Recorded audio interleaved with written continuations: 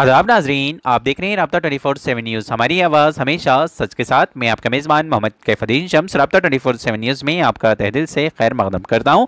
राब्ता 24/7 न्यूज़ का आगाज़ करते हैं। शहर निज़ामाबाद के मुस्लिम माइनॉरिटी इलाकों में BRS पार्टी के इजलासों का सिलसिला जारी। मुस्लिम लीडर्स ने BRS पार्टी को ताकतवर बनाते हुए बिगाला गणेश गुप्ता का हर कदम पर साथ देते हुए कामयाबी की तरफ गामजन।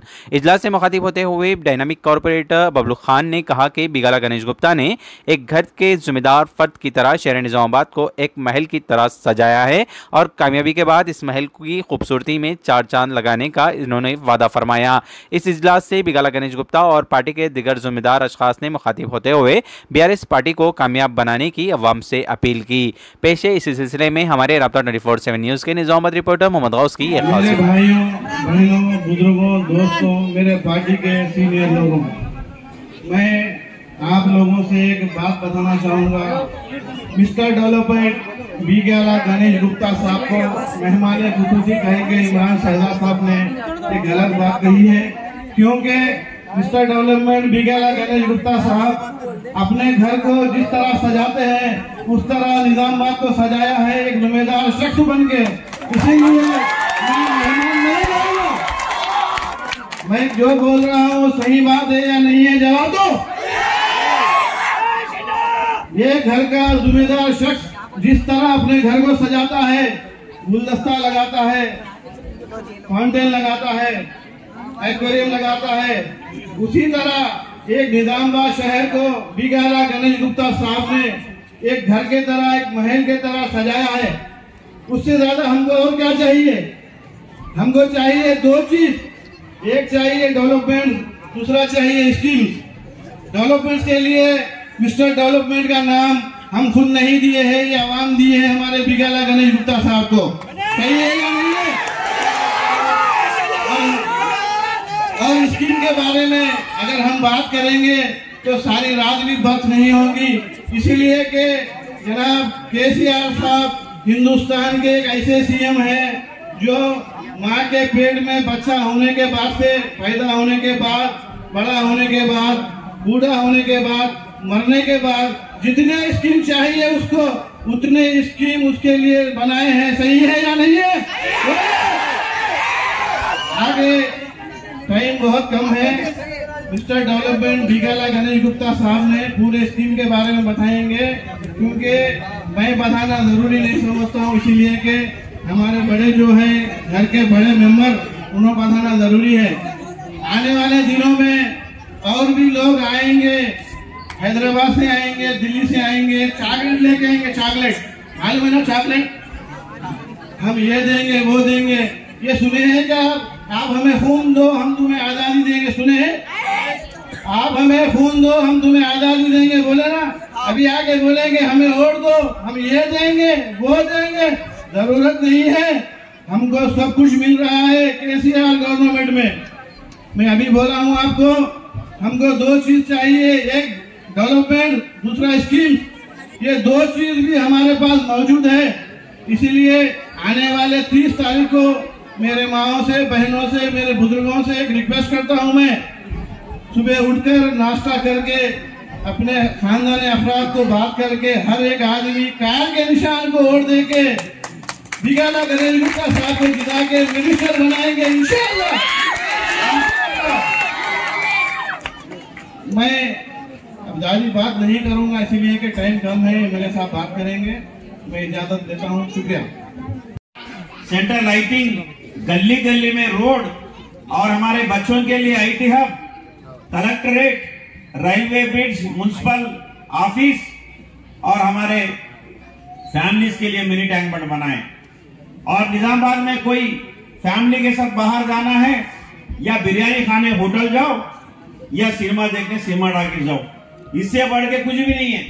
लेकिन आज खुशी मिलती है जब हम मिनी टैंक बंड जाते। और कुछ लोग बोलते, कुछ आगे पार्टी वाले बात करते, क्या बात करते भाई?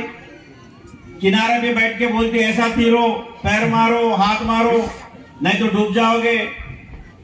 जब उनको तीरने का वक्त आता है उसको मालूम होता कि तीरना क्या होता है। अरे मिनी टैंक बंड कितने पैसे से करे वो जरूरत नहीं है, कितना खूबसूरत है ये देखो। और हमारे आईटी हब बनाए जरूर। आईटी हब के लिए कितना हम मेहनत करें हमको मालूम है। आज हमारे नौजवान बच्चे कई लोग वहां पे जॉब कर रहे। हर इंसान जो निजामाबाद में है वो एक ही सोचता है।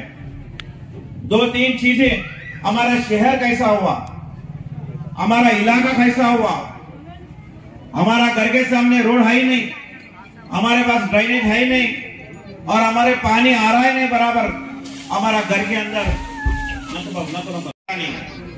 दूसरे तरफ पैसे के परेशानी। कोई हॉस्पिटल में जाएंगे आपको 50,000 भर्ती करो, 1 लाख भर्ती करो, जब तक हम ट्रीटमेंट नहीं करेंगे। लेकिन 15 लाख रुपए आपको मुफ्त में हॉस्पिटल में ट्रीटमेंट मिलेगा तो आपको कम से कम वो तसल्ली तो होगा। बीमारी की परेशानी जरूर रहेगा लेकिन पैसे का परेशानी नहीं रहेगा। अगर किसी के घर में भी कुछ डेथ हो जाता उनको 5 लाख रुपए हफ्ता से 10 दिन के अंदर मिल जाएगा। और एक खास बात, जो उम्र बड़े हैं उनको वजीफा मिलेगा, जो बेवा है उनको वजीफा मिलेगा, और जो घर वाले छोड़ के गए उनको भी वजीफा मिलेगा। और जो बच गए जो औरत है, जो बचा हुआ औरत बीपीएल फैमिली के है, हर औरत को 3,000 रुपए ये नया स्कीम में मिलेगा। ये केसीआर साहब का वादा है। इसीलिए हमारे बहनों, आने वाले 30 नवंबर, आज 30 अक्टूबर है, आज 30 अक्टूबर है, आने वाले 30 नवंबर बराबर 1 महीना है। 1 महीने में इलेक्शन आने वाला है। हम नाश्ता करो, खाना खाओ, आप लाइन में खड़ा रह के बिल्कुल कार का निशान पर वोट डाल के जबरदस्त मेजॉरिटी से आप जिताइए। हम निजामाबाद शहर को एक गंगा जमुना तहजीब बोलते हैं। एक गंगा जमुना तहजीब एक डायलॉग नहीं है। गंगा जमुना तहजीब को अगर देखना है, हकीकत निजामाबाद में शहर में है, जहां पे हिंदू मुसलमान सिख और ईसाई मिलके रहते हैं। और एक वादा करता हूं मैं आपको, 10 साल में कोई यहाँ पे लॉ एंड ऑर्डर प्रॉब्लम नहीं है। और ये भी मैं आपको वादा कर रहा हूं, जितना दिन मुझे आप एमएलए रखेंगे तब तक लॉ एंड ऑर्डर निजामाबाद में अच्छा रहेगा। आप बनाए सो 4 पैसे कोई नहीं लूटेंगे। आप ईमानदार से रह सकते हैं, बेफिक्र रह सकते हैं। और मुझे जितना भरोसा आपके ऊपर है, जितना, लेकिन मैं सीएम साहब से रिक्वेस्ट करके, साहब हमारा आवाम से पैसे मत पूछो। निजामाबाद शहर में गरीब लोग बहुत है, 45 करोड़ रुपए होता है, वो गवर्नमेंट से आप ही दे दो। हर कनेक्शन गवर्नमेंट पैसे से जब हो जाएगा तो पूरा कंप्लीट अंडरग्राउंड ड्रेनेज हो जाएगा।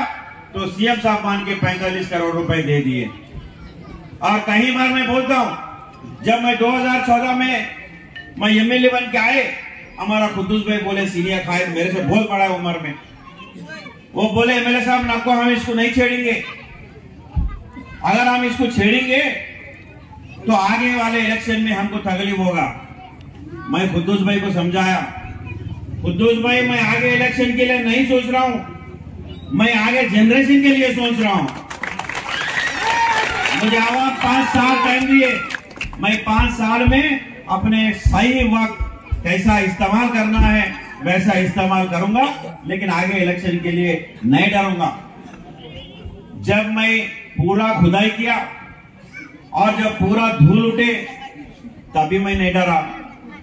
तो 18 से 23 तक तो कहीं रोड बनाए। देखा कि कांग्रेस के स्टेट के चेयरमैन एक मुसलमान जो 35-36 साल से कांग्रेस से वाबस्ता थे, वो लोग वो आज महज इस वजह से कि कांग्रेस का रवैया, रेवंत रेड्डी का रवैया ये है कि बीजेपी में से जो वाबस्ता है, बीजेपी से जो पार्टी से जो वाबस्ता है, वैसे लोगों को टिकट दिया जा रहा है। और आपको याद होगा कुछ दिन पहले एक जमात के जो बड़े कायद ने भी कहा था, मुसलमानों के कायद ने भी कहा था कि रेवंत रेड्डी आरएसएस का जो एक लीडर है।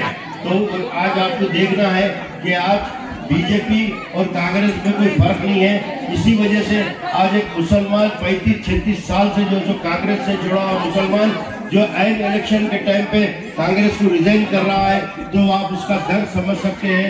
आज आप हालात निजामाबाद के ऐसे हैं कि आज अगर आप किसी भी जमात की तरफ हमदर्दी से नजर डालें या आपका वोट का गलत इस्तेमाल हुआ तो हमारे ऊपर बीजेपी मुसलत हो सकती है। मेरे भाइयों और बहनों से मैं गुजारिश करता हूं कि वक्त का तकाजा है, वक्त बहुत कम है। आप 30 तारीख के दिन पहली फुर्सत पे कार के निशान को वोट दीजिए। उसकी जमानत आज यहाँ पर बैठे हुए तमाम कायदीन लेते आपके बीच में हम रहेंगे। आप 5 साल आपके बीच में रहेंगे। जो वादे किए गए, जैसा कि 2 रुपए किलो चावल है, घर की जिम्मेदार औरत है, जिस घर में वजीफा नहीं है वैसे घर को जो घर की जिम्मेदार औरत को 3000 रुपए देने का केसीआर साहब वादा कर रहे। और बहुत से स्कीम है, जैसा कि अभी इमरान शहजाद साहब ने बताया, ये तमाम बीजेपी आएगी। खुदा ना खास्ता बीजेपी आ गई तो क्या होता।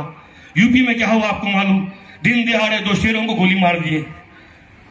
आप देखे ना वीडियोस, व्हाट्सएप पे वीडियोस हर जगह देखे ना आप लोग, लाइन ऑर्डर पूरा खराब हो जाता। हम लोग को जो है मुसलसल टारगेट किया जाता। आप लोग से गुजारिश है कि गलत फैसला ना ले और अपना जहन का इस्तेमाल करें और अपने को कौन फायदा दिया अब तक, अपने को कौन सी गवर्नमेंट अच्छी है, हम सुकून से है वही गवर्नमेंट को जिता के हमको लाना। तो वो एक ही गवर्नमेंट है केसीआर साहब। आपके बच्चों को स्कूल, शादी मुबारक, वजीफा तो अब उन्होंने नया बोले 3000 से 5000 का इजहार करें। बरकातहू शह नशीन पर तशरीफ फरमा कायदीन प्रेसिडेंट इमरान शहजाद साहब है, सनाउल्लाह है, मुजाहिद अली बब्बू है, अमर साहब है और मेरे सामने जितने भी मर्द और खवातीन इस जलसेगाह इंतखाबी जलसेगाह में तशरीफ फरमाए, मैं सबका तहे दिल से इस प्रोग्राम में वेलकम करता हूं आपका।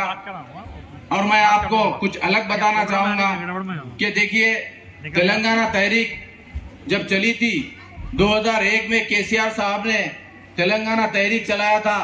तेलंगाना के लिए, तेलंगाना के अवाम के